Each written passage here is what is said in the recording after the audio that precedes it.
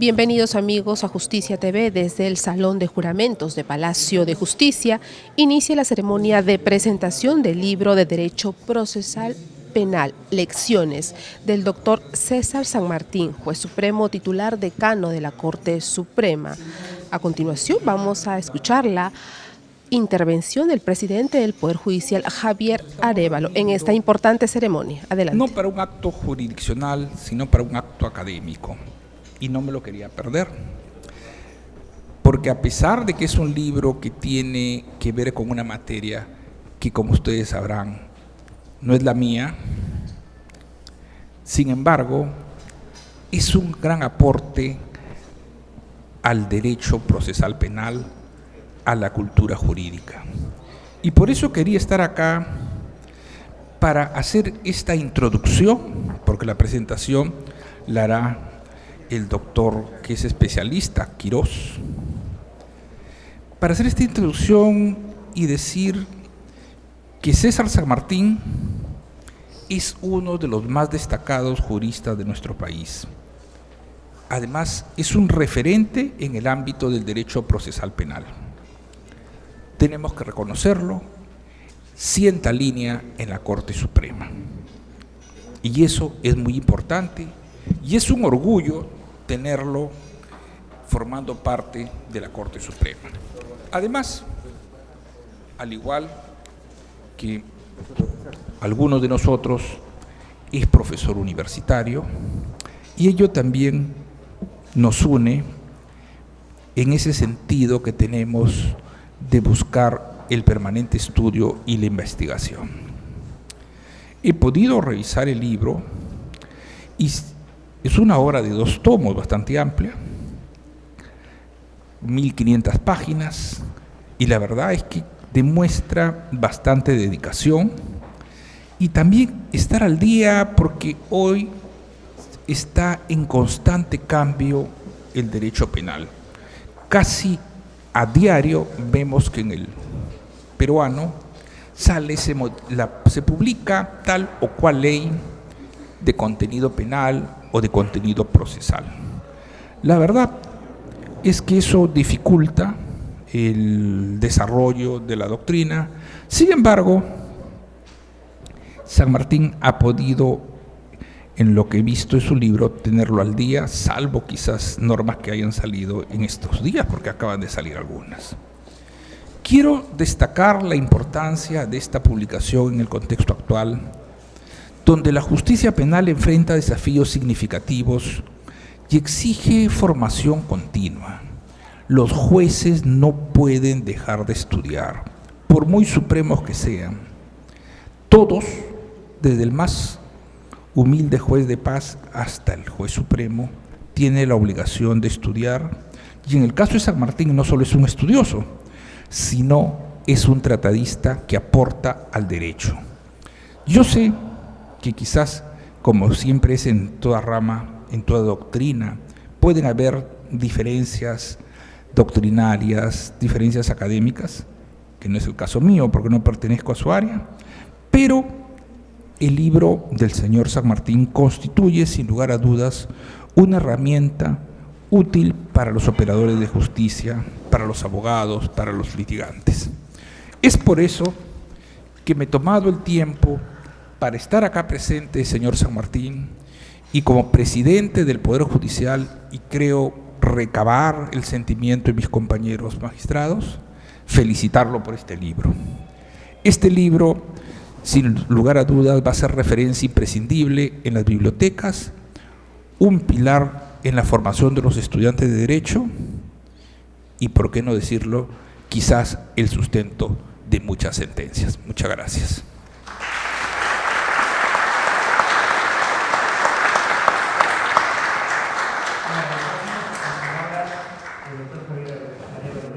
Muy bien, entonces el doctor Javier Arévalo ha destacado la importancia de esta obra. Ha mencionado que este instrumento será un sustento de muchas sentencias para los jueces y juezas de este poder del Estado.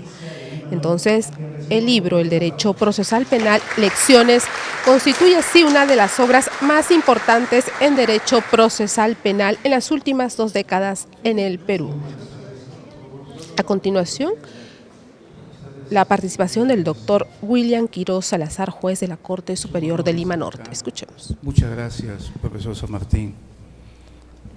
Inicio este comentario haciendo rememoración del año 2011, cuando tuvimos la suerte, un grupo de peruanos, ser sus alumnos en el curso de especialización que dirige Manuel Atienza en Alicante. Esas tertulias por las noches que siempre se mantienen vigente en la memoria de una persona que se dedica a la investigación. Conversaba con el profesor San Martín y el año 2004, cuando él ingresa como juez supremo titular, y el año 2005, el año 2007 en las casaciones, 3-2007, 5-2007 y de Guaura, ya fijó esos temas que hasta ahora algunos colegas no lo adquieren: las zonas abiertas, las zonas opacas, aquello que tiene que ver con la estructura racional de razonamiento, las operaciones lógicas que los jueces penales de primera instancia y segunda instancia para valorar la prueba personal deben tener presente. Existen, a partir de este trabajo, la casación 385-2013 San Martín, que es doctrina jurisprudencial, pero es a partir de aquellas sentencias del profesor San Martín. El profesor San Martín también últimamente ha señalado en la casación 21-2019 Arequipa, cuando corrige la plana al legislador peruano. El legislador peruano señala que las declaraciones al amparo de la ley, las anticipaciones probatorias al amparo de la ley 30.364, 30.862 era prueba preconstituida, y él en una casación corrige y le dice: no señor, es prueba anticipada. Luego, posteriormente, trabaja la casación 191-2022 Tumbes sobre la prueba de indicios, y ahí hace toda una explicación siguiendo a Igartúa Salaverria, cuando se marca la diferencia de lo que es la prueba de indicios y luego pasa al segundo paso, la prueba por indicios, para llegar a la prueba indirecta.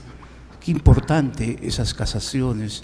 Posteriormente vuelve a ratificar en la casación 353-2021 Moquegua la prueba de indicios y explica los alcances del secuestro con la violación. Y ahí señala: el Tribunal Superior ha cercenado la prueba porque no ha valorado bien la prueba pericial, la prueba material, tampoco ha explicado las inferencias probatorias. Estos tópicos están en el libro. Además, luego en la apelación suprema 2-2009 explica, porque la regla del artículo 423 sobre la admisibilidad del concesorio, y cuando los recurrentes no concurren al juicio de segunda instancia, entonces algunos tribunales decían inadmisible la apelación, pero él no.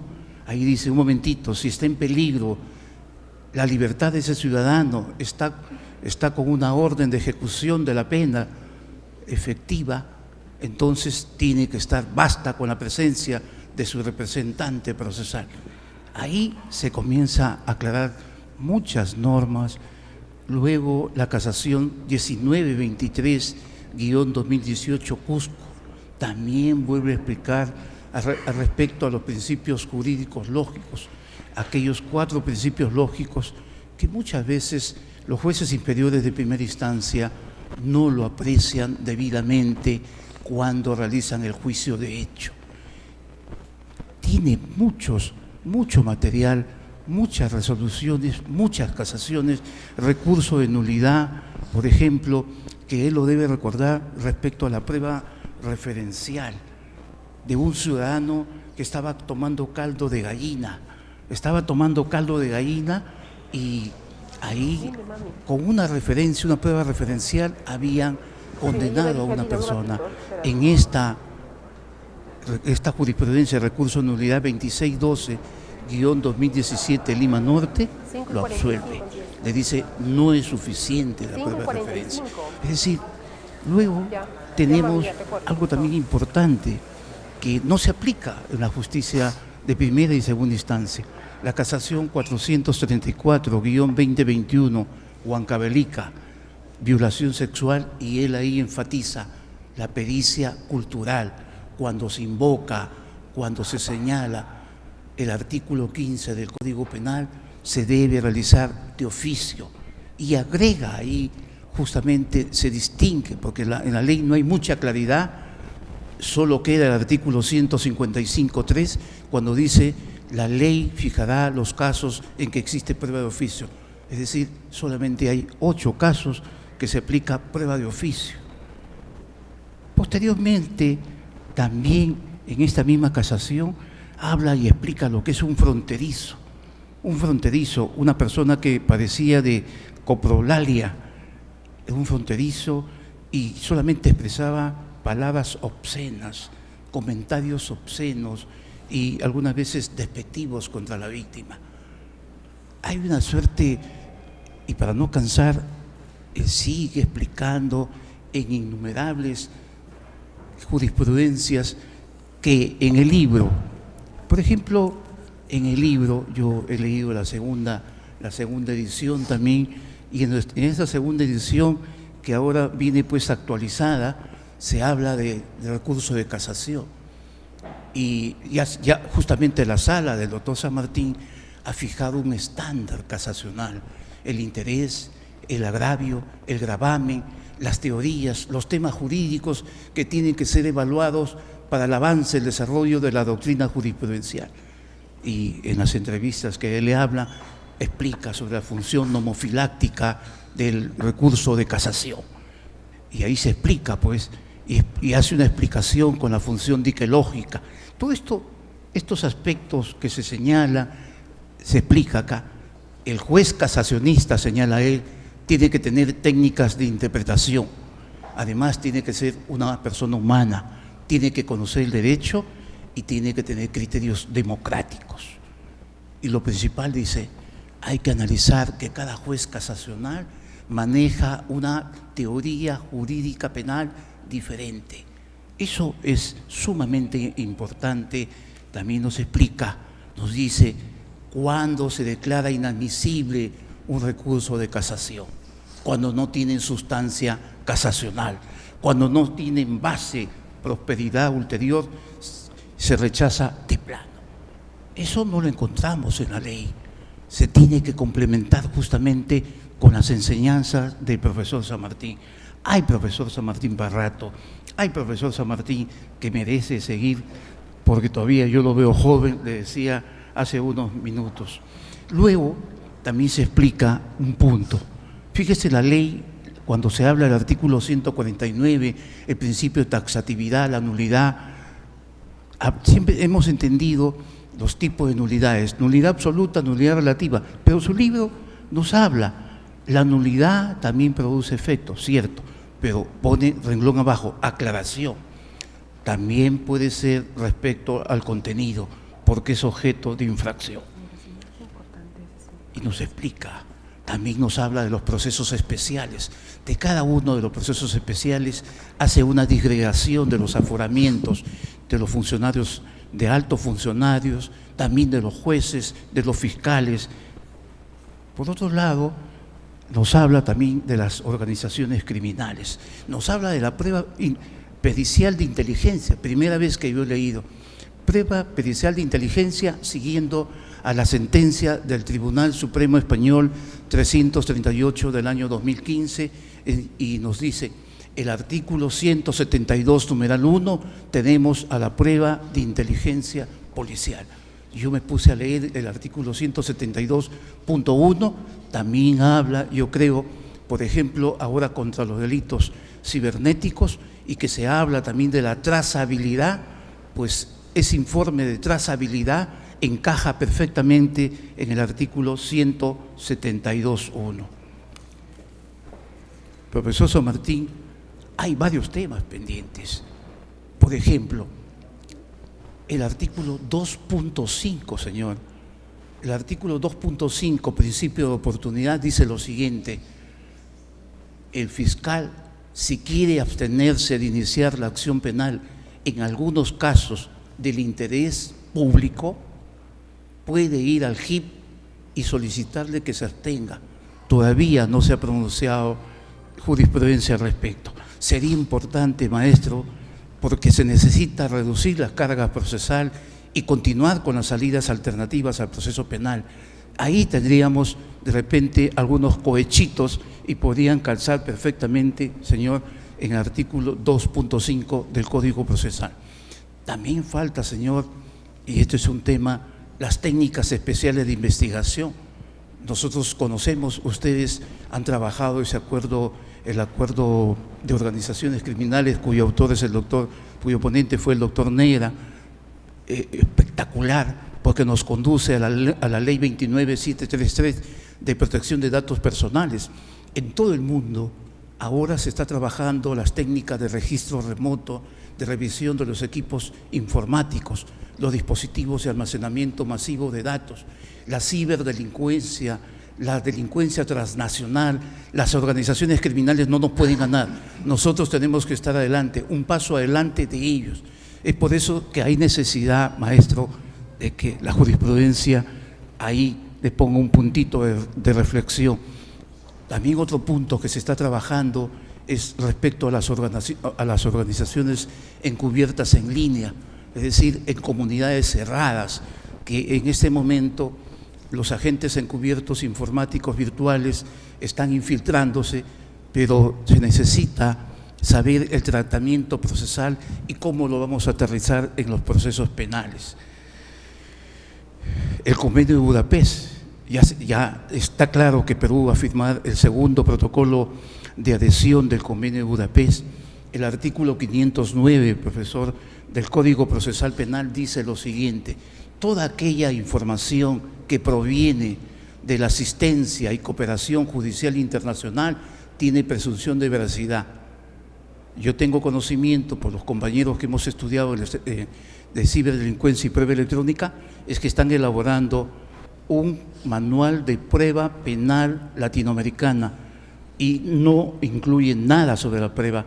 Es decir, para ellos es suficiente lo que se recolecta y con eso ya se lleva a juzgamiento. Entonces, a mí me parece, profesor, que se necesita por ahí alguna mirada de los jueces supremos.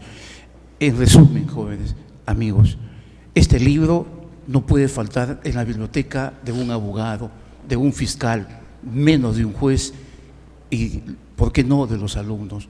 Merece el profesor San Martín que todos conozcamos esta tercera edición. Y no podemos dejar de concluir, felicitar al Instituto IMPEC y al Fondo Editorial Cenales, porque la presentación del libro es acabada, tiene un papel formidable, tiene un diseño y una ficha técnica envidiable. Felicitaciones, profesor maestro César San Martín Castro, y le solicito a la audiencia brindarle un aplauso al señor juez supremo César San Martín. Muchas gracias.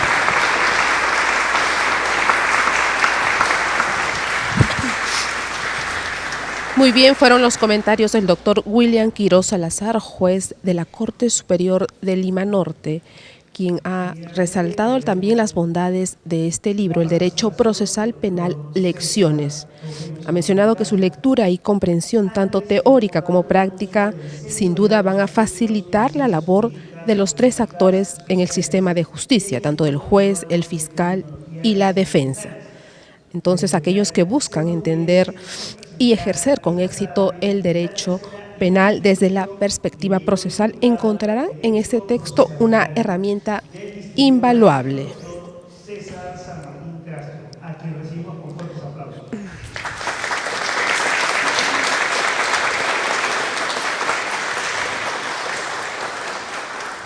Muy bien, entonces vamos a escuchar la intervención del doctor César San Martín, juez supremo titular decano de la Corte Suprema. Presidente de nuestro Poder Judicial y de la Corte Suprema de Justicia de la República. Señor doctor William Fernando Quiroz Salazar, juez superior titular de la Corte Superior de Justicia de Lima Norte. señoras juezas y jueces supremos titulares de la Corte Suprema de Justicia de la República, señores integrantes del Consejo Ejecutivo del Poder Judicial, señores jueces supremos, jueces superiores, provisionales y titulares, por cierto, señoras y señores funcionarios del Poder Judicial, señora Presidenta de la Asociación de Damas del Poder Judicial, señoras y señores, quiero en primer lugar agradecer profundamente su presencia el día de hoy y agradecer la presencia y la intervención de nuestro presidente del Poder Judicial, Javier Arévalo Vela, y de otro juez y académico, William Fernando Quiroz Salazar, por haber tenido la bondad y el exceso de estar con nosotros y poder decir algo ciertamente inmerecido que este libro que hoy día presentamos. Como ustedes saben, han pasado 4 años desde que salió a la luz la segunda edición de esta obra, a la que muy modestamente califiqué de lecciones. El avance impresionante de la revolución industrial, la cuarta, de la tecnología de la información y las comunicaciones, unida a la expansión de las formas no convencionales de criminalidad, en especial del crimen organizado en todas sus variables, así como, resalto esto último, la crisis del Estado constitucional, en especial en América Latina, han producido nuevas disposiciones legales en lo punitivo, sustantivas o materiales, procesales, sean orgánicas o funcionales, y de ejecución penal. Y también limitaciones, hay que decirlo, irrazonables a la garantía de los derechos, que es lo que me han obligado a ampliar los temas clásicos de nuestra materia de estudio. Por las adiciones que he incorporado, era de rigor, era necesario que esta obra ya conste de 2 tomos. Hemos introducido más de 200 páginas respecto de la edición anterior y estimo que si el tiempo me lo permite, si la salud me ayuda y si las ganas me siguen, podré replantear esta obra para transformarla en un tratado. Ojalá se pueda. He procurado explicar con cierta profundidad las instituciones procesales penales, de suerte que los principios o las máximas y las garantías del proceso penal queden rigurosamente expuestos. He agregado, como corresponde, referencias a libros de carácter general y monográficos que era del caso asumir. Y como siempre, no se ha descuidado el recurso a la jurisprudencia de nuestra Corte Suprema, del Tribunal Constitucional, así como de nuestra Corte Interamericana de Derechos Humanos, de los tribunales Constitucional y Supremo de España, de las Cortes de Casación y Constitucional de Italia y de las Cortes Supremas de la Argentina y de Colombia. Considero que estas fuentes bibliográficas y jurisprudenciales, nuestra exposición de las materias que integran el proceso penal, ayudarán al lector, estudiantes de derecho, abogados, fiscales y jueces, a comprender mejor los temas abordados y apreciar cómo se están entendiendo, interpretando y aplicando por la doctrina y por las altas cortes. En estos últimos años, como ya resalté, se han producido numerosos cambios normativos en el ordenamiento procesal penal, de la mano de la seria crisis institucional desatada en nuestro país en 2017, a raíz del planteamiento y la ulterior vacancia del presidente Kuczynski Godard por el Congreso y luego, en 2022, del presidente Castillo Terrones. Durante este periodo crítico, que aún no culmina, y tiene y ha tenido un alcance preocupante en los poderes ejecutivo y legislativo, y en lo específico ahora, en la institucionalidad de la Junta Nacional de Justicia, sucesora del Consejo Nacional de la Magistratura, que en su día se vio afectado por una crisis estructural de corrupción que importó, para lástima de todos nosotros y del país, la remoción de todos sus miembros. Pero también en el Ministerio Público, con los cambios abruptos en la Fiscalía de la Nación y los cargos penales contra la que fue su máxima autoridad. Y también en la Policía Nacional y el Poder Judicial. No nos podemos excluir del drama. Han sido particularmente críticos los alcances del megacaso denominado los cuellos blancos del puerto, cuyo punto culminante afectó no solo a nuestra Corte Superior de Justicia del Callao, sino también a la propia Corte Suprema, así como los últimos casos que están en trámite vinculados a la cúpula del Poder Ejecutivo, a numerosos congresistas, un número inédito por su cantidad, al Ministerio Público y a unos hechos lamentables por el número de muertos y heridos graves sucedidos en varios departamentos de nuestro país.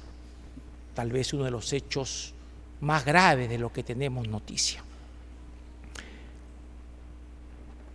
La legislación que fue construyéndose, que está construyéndose, podemos destacar tres de ellas. Se eliminó la inmunidad de los congresistas, defensor del pueblo y magistrados del Constitucional. Se restauró el Senado y se reconoció la primacía de la jurisdicción para calificar los hechos derivados de la acusación constitucional, pero está en debate, como sabemos, otra radical reforma constitucional sobre nombramiento y ascenso de jueces y fiscales, sobre la formación de los magistrados y sobre el sistema disciplinario. 2. Se impuso al socaire de una censurable jurisprudencia de la Corte Interamericana de Derechos Humanos, en contradicción con la doctrina emanada del Tribunal Europeo de Derechos Humanos, un recurso de segunda apelación ante la Corte Suprema, cuando en la Sala Penal Superior se condena al absuelto por el juzgado penal, cargando, ya lo estamos viendo, exponencialmente la labor de la Sala Penal de la Corte Suprema, amén de apartarla de su esencial misión casacional en todas las causas. Igualmente, la tradicional existencia de una multiplicidad de aforados, no solo los altos funcionarios del Estado, sino también todos los jueces y fiscales, incluido el Procurador General del Estado y tal vez los procuradores públicos de cada sector y de los órganos autónomos, tras otra modificación legal del proceso penal especial por razón de la función pública. Y tercero, se determinó que la Sala Penal de la Corte Suprema conozca en apelación no solo las sentencias emitidas por la Sala Penal Superior, sino también los autos dictados por los jueces superiores en la investigación preparatoria. Son miles de estas autoridades y funcionarios de rango inferior a los supremos, lo que asimismo trastoca el funcionamiento de la Corte Suprema al convertirla en un órgano de instancia o de segundo grado.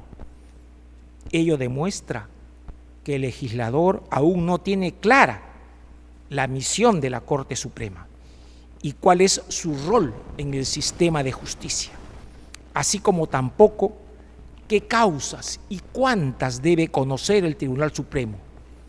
Esta, para nosotros, para la Sala Plena de la Corte Suprema, para el Consejo Ejecutivo, es una tarea pendiente. Aquí debe estar abocado toda nuestra fuerza, inteligencia y sagacidad para poder estructurar un sistema que permita modular adecuadamente los casos que tenemos que conocer y qué tipo de recursos tenemos que llevar a cabo. La crisis derivada de la expansión de la criminalidad y de los problemas institucionales de las agencias penales dio como resultado una reciente autorización legislativa, la Ley 31.880 de 23 de septiembre del año pasado, para que el gobierno modifique la legislación penal a través de decretos legislativos. Pero está pendiente otra autorización legislativa pedida por el gobierno, otra más en menos de pocos meses. Y como siempre, las reformas efectuadas, como siempre, me da terror cada vez que dan autorización legislativa en materia penal. Las reformas efectuadas se enfocaron en ampliar las funciones y atribuciones de la Policía Nacional de cara al valor seguridad y al puro eficientismo, sin reconocer que adicionalmente debían fortalecerse las garantías para el ciudadano en defensa del valor libertad. A mayor intervención en los derechos, más fuerte debe ser el control para tutelar las garantías y derechos individuales. No pueden dejar de reconocerse varias necesarias actualizaciones a la legislación procesal que han tenido una fuerte incidencia en las investigaciones tecnológicas, pero sin establecer principios básicos ni un desarrollo coherente. Lo que ha dicho ahora nuestro expositor, el doctor Quirós Salazar, sobre los temas de ciberdelincuencia y investigaciones tecnológicas o con utilización de la tecnología, es pues especialmente delicado y es también una tarea pendiente para los juristas, para los legisladores, para los jueces. Llama la atención algunos cambios drásticos en orden a la investigación del delito y a los roles del Ministerio Público y de la Policía Nacional. Cambios que a mi modesto entender, ojalá me equivoque, no auguran nada bueno para los ciudadanos. La Constitución, es verdad, reconoce a ambos órganos del Estado poderes de investigación, pero otorga primacía, la Constitución, al Ministerio Público como responsable de la persecución del delito ante el Poder Judicial. Es absolutamente preciso el artículo 159, numeral 4 de la Ley Fundamental. Es terminante. Dice, corresponde al Ministerio Público conducir, que es sinónimo de mandar, que es sinónimo de dirigir, desde su inicio, la investigación del delito. Con tal propósito, dice la Constitución, la Policía Nacional está obligada a cumplir los mandatos del Ministerio Público en el ámbito de su función. Esta no es una norma que, como dicen algunos, la crearon los caviares, ¿ah? No es una norma caviar, ¿ah? Esto está en la Constitución del 93. Y ya saben qué mayoría las construyó, ¿no es cierto? Así que cuidado con lo que se dice, y además está en sintonía con todas las reformas que ha soportado Europa en los últimos tiempos y sobre todo América Latina. Lo que siempre debe cuidarse, y lo digo con fruición y con pasión, es el respeto de los derechos fundamentales de la persona, de suerte que la protección de la seguridad pública o ciudadana debe estar circunscripta a esta observancia, sin atajos ni relativismos. El proceso leal, como dicen los alemanes, no puede eludirse.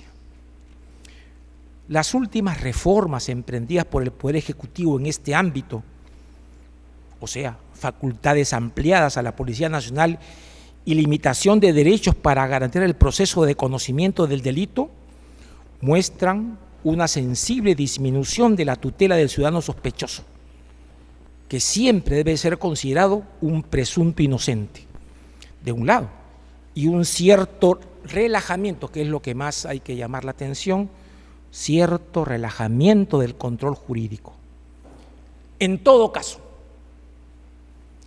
serán los tribunales, de la mano de la doctrina más calificada, los encargados de morigerar esta expansión en aras de sostener el programa procesal penal de la Constitución. Lo expuesto demuestra lo raigalmente sensible del proceso penal en la vida institucional de una democracia, insuficiente y siempre en riesgo en nuestro país. Los juristas debemos esforzarnos por afianzar los valores superiores del ordenamiento jurídico y, en lo que corresponde al derecho procesal penal, por explicar con coherencia y profundidad las instituciones procesales, sin descuidar los concretos fines institucionales de la justicia penal y los roles que han de cumplir los operadores jurídicos. Espero de todo corazón que la lectura y estudio de este libro que pongo a su disposición contribuya a tan noble propósito. Ya he dicho que el libro tiene ahora 2 tomos y trabajo intensamente el conjunto de disposiciones en materia procesal penal. Hay algunas que me siguen faltando, sobre todo el proceso penal de ejecución, que hay que trabajarlo, y también la cooperación judicial internacional. Pero esa es una tarea que tendré que acometerla muy pronto.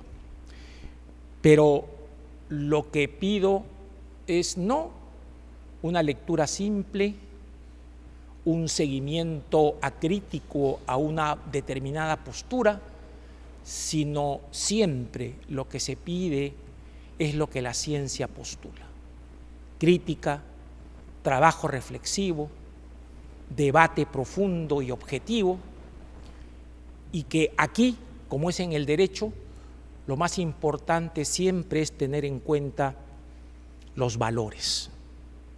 Siempre hay que tener en cuenta líneas extraprocesales, que son los fundamentos ideológicos de una democracia, de un Estado constitucional.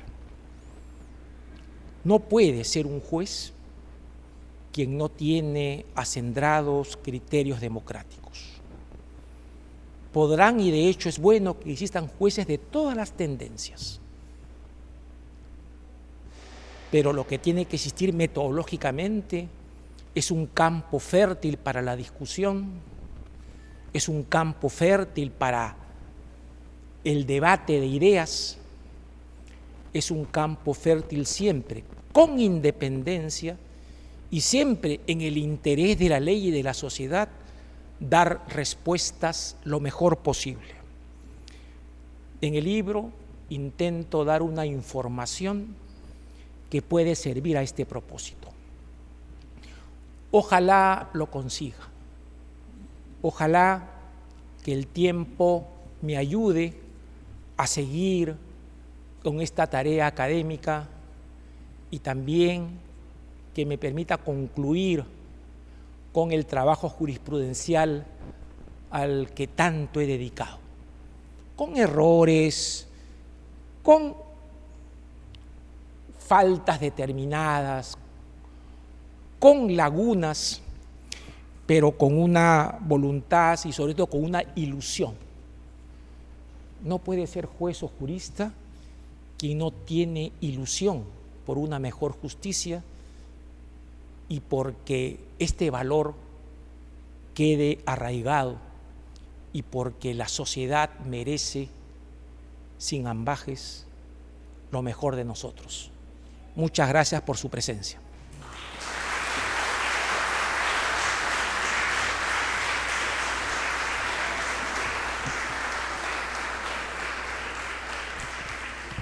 Agradecemos la presentación del libro del doctor César Eugenio San Martín Castro, juez supremo titular, decano de la Corte Suprema de Justicia de la República, e invitamos a nuestra mesa de honor a la foto protocolar.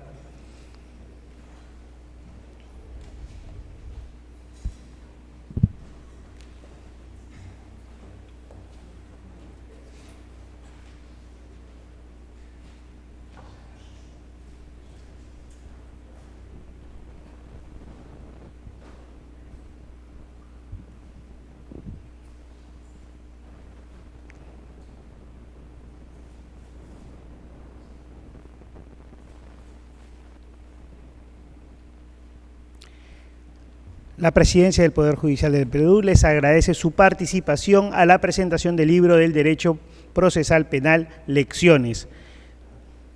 E invitamos al Ágape, señores, en el Salón Vidaurre, por favor.